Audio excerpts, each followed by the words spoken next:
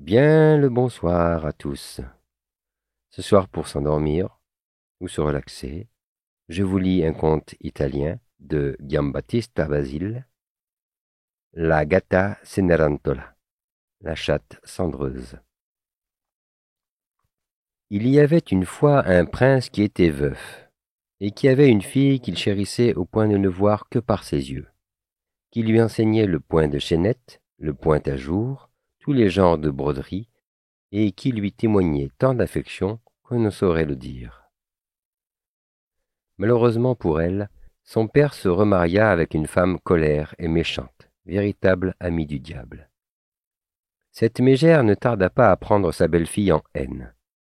Elle lui montrait toujours une mine renfrognée et la regardait avec des yeux furibonds qui faisaient trembler la pauvre innocente. Celle-ci se plaignait journellement à sa maîtresse des mauvais traitements de sa marâtre, et elle ne cessait de lui répéter. « Oh mon Dieu, que n'es-tu pas ma petite mère, toi qui me fais tant de m'amour et de câlineries ?» Elle lui murmura tant et tant ces mielleuses paroles à l'oreille que la maîtresse, aveuglée par l'esprit malin, finit par lui dire « Écoute, si tu veux suivre l'inspiration de cette folle tête, je deviendrai ta mère, et tu me seras aussi chère que la prunelle de mes yeux. » Comme elle voulait continuer, Zézola, ainsi se nommait la jeune fille, lui dit « Pardonne-moi si je te coupe la parole. Je sais combien tu m'aimes, donc chut, il suffit. Indique-moi le moyen d'en finir. Écris, je signerai. » Fais bien attention, répliqua la maîtresse. Écoute bien. Ouvre l'oreille et le pain blanc deviendra comme la rosée aux fleurs. Quand ton père sera sorti, demande à ta belle-mère une des vieilles robes qui sont dans le grand coffre du cabinet de toilette, et dis que c'est pour ménager celle que tu as sur le dos. Comme elle aime à te voir en haillons, elle ouvrira le coffre et te dira « Tiens le couvercle ». Tandis qu'elle sera en train d'y fureter, tu laisseras tomber le couvercle et il lui cassera le cou. Cela fait, tu sais que ton père est homme à fabriquer de la fausse monnaie pour te plaire. Un jour qu'il sera en train de te caresser, engage-le à m'épouser.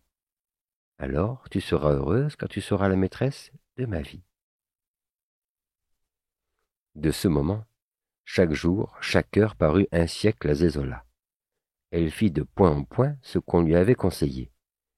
Elle attendit que le deuil de sa belle-mère fût fini, après quoi elle commença à sonder son père sur son mariage avec l'institutrice.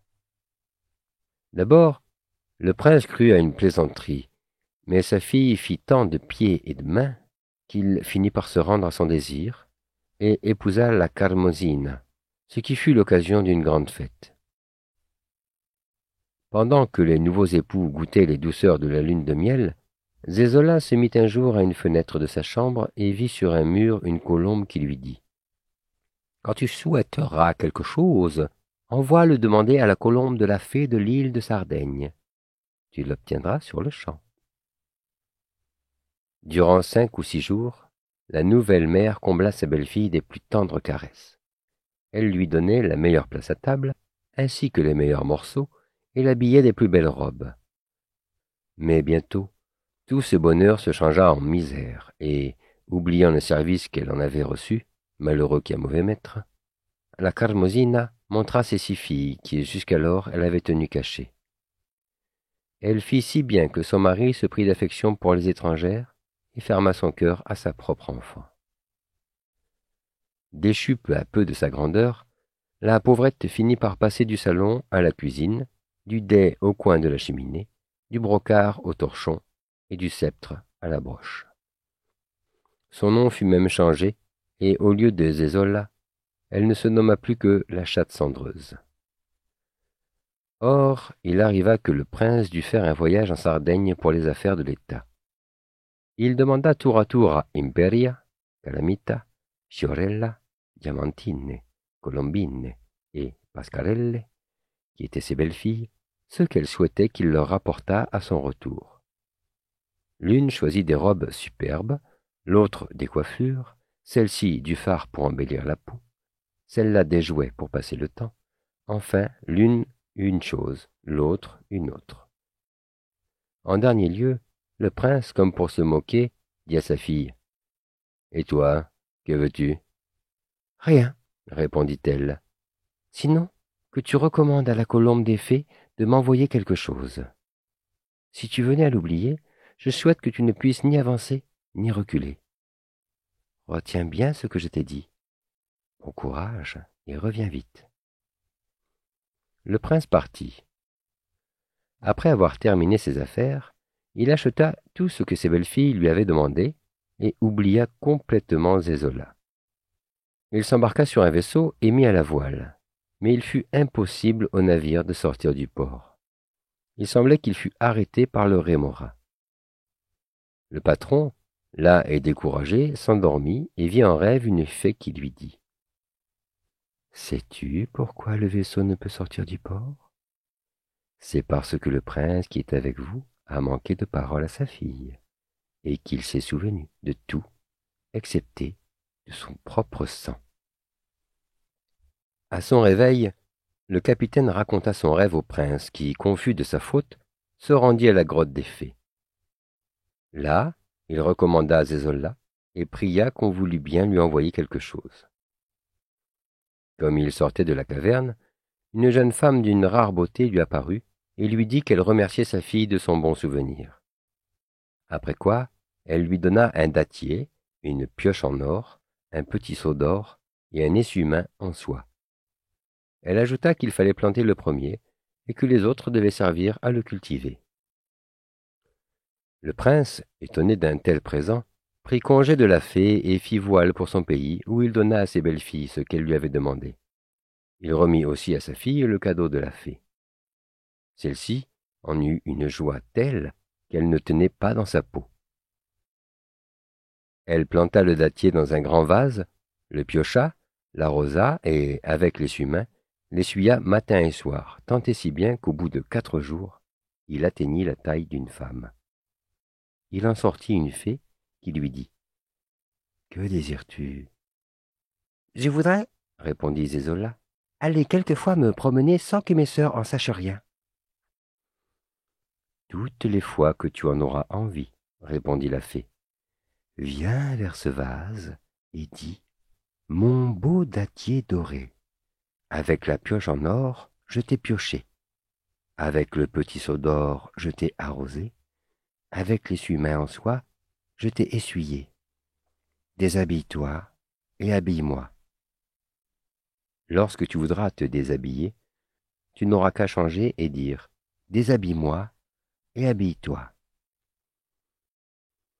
Or, par un jour de fête que les filles de Carmosina étaient superbement attifées, bien enrubannées, bien chaussées, tout fleurs et parfums, choses et roses, Zézola se rendit sur-le-champ auprès du dattier, et, après avoir répété l'invocation de la fée, elle se trouva parée comme une reine. Elle monta alors sur une haquenée, et, suivie de 12 pages élégamment vêtus, elle alla se promener du côté où étaient ses sœurs. Toutes les 6 furent ébahies de la beauté de la charmante colombe, et le bonheur voulut que le roi se trouvât par hasard sur le passage de Zézola. Il fut séduit par les charmes souverains de la jeune fille, et commanda sur-le-champ à son plus fidèle serviteur de s'enquérir du nom et de la demeure de ce ravissant objet. Le serviteur la suivit discrètement, mais Zézola s'en aperçut et lui jeta une poignée d'or qu'elle s'était fait donner à ce dessein par le dattier. La convoitise du serviteur s'alluma et, pour remplir ses poches, il cessa de suivre la haquenée. Zézola se hâta de rentrer à la maison où elle se déshabilla par le moyen que la fée lui avait indiqué. Ses harpies de sœurs arrivèrent alors et se mirent pour la taquiner, à lui vanter toutes les jolies choses qu'elles avaient vues. Cependant, le serviteur revint chez le roi et lui raconta l'histoire des pièces d'or. Le roi entra dans une grande colère et lui dit qu'il voulait absolument qu'à la prochaine fête, il découvrît qui était cette ravissante jeune fille et où nichait un si charmant oiseau. Le jour de la fête étant arrivé, les 6 sœurs sortirent dans leur riche atour et laissèrent la pauvre dédaignée au coin du feu. Elle courut tout de suite au dattier et lui répéta les paroles accoutumées. Elle en vit sortir aussitôt plusieurs demoiselles, et l'une avec le miroir, l'autre avec le flacon d'eau de rose, une autre avec le fer à friser, celle-ci avait du fard, celle-là avait le peigne, qui avec les épingles, qui avec la robe, qui avec le collier, la rendirent belle comme le soleil. Elles la conduisirent alors à sa voiture que traînaient 6 chevaux et qu'escortaient des estafiers et des pages en livrée. Zézola se rendit au même endroit où avait eu lieu l'autre fête, et sa vue fit naître encore plus de surprise dans l'esprit de ses sœurs et d'amour dans le cœur du roi. En partant, elle jeta au serviteur qui la suivait une poignée de perles et de pierreries. Le serviteur pensa que ce n'était pas là des pierres à laisser par terre, et pendant ce temps, Zézola rentra chez elle et se déshabilla comme d'habitude. Le serviteur s'en retourna tout penaud chez le roi. « Sur l'âme de mes aïeux, dit celui-ci, si tu ne découvres pas qui est cette jeune fille, je te donnerai autant de coups de bâton et de coups de pied au derrière que tu as de poil au menton. » Vint une autre fête. Les sœurs de Zézola sortirent, celle-ci, grâce au dattier, se fit encore plus belle, et monta dans un carrosse doré, escortée d'une si nombreuse troupe de laquais qu'on l'eût prise pour une courtisane qui se promène entourée de ses amants. Après avoir excité l'envie de ses sœurs, elle s'en alla, suivie de près par le domestique du roi. En le voyant, elle commanda au cocher de presser le pas. La voiture alors se mit à courir d'un si furieux train que Zézola perdit une de ses pantoufles. Or, cette pantoufle était si jolie que jamais on n'en avait vu de pareille.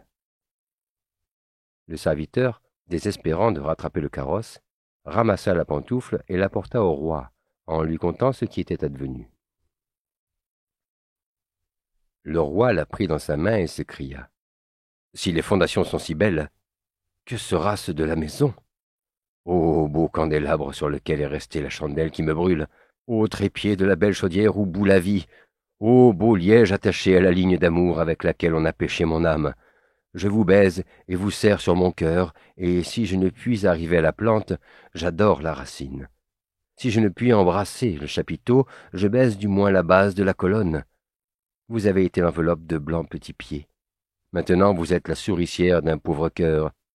Par vous, elle était haute d'une palme et demie de plus, celle qui torturait ma vie. Et c'est par vous qu'elle lui donne tant de douceur, maintenant que je vous regarde et vous possède. »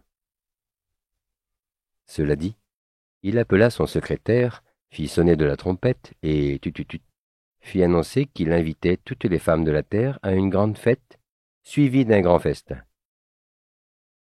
Le jour fixé arriva. Ah, mon ami, quel dîner à se lécher les doigts! Il y avait tant et tant de mets délicats, de pâtisseries et de sucreries, de macaronis et de raviolis, qu'on aurait pu en nourrir une armée entière. On y voyait des femmes de toutes sortes, des nobles et des roturières, de riches et de pauvres, de jeunes et de vieilles, de belles et de laides. Le roi leur essaya la pantoufle à toutes, les unes après les autres, pour reconnaître celle qu'il cherchait. Mais comme pas un pied n'y pouvait entrer, il commença à désespérer.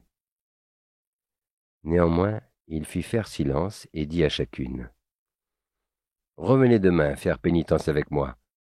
Mais si vous m'aimez, vous ne laisserez pas une seule femme à la maison, quelle qu'elle soit. » Alors le prince dit : « J'ai bien encore une fille, mais c'est une malheureuse qui garde toujours le coin du feu, et je ne la crois pas digne de s'asseoir à la table de votre majesté. » « C'est justement celle-là, répondit le roi, qu'il faut m'amener. C'est elle que je désire. » On partit donc, et le lendemain tout le monde revint, et Zézola, avec les filles de Carmosina. Le roi l'eut à peine vue qu'il eut l'idée que c'était là celle qu'il cherchait. Pourtant il dissimula, et, la fête finie, il recommença d'essayer la pantoufle.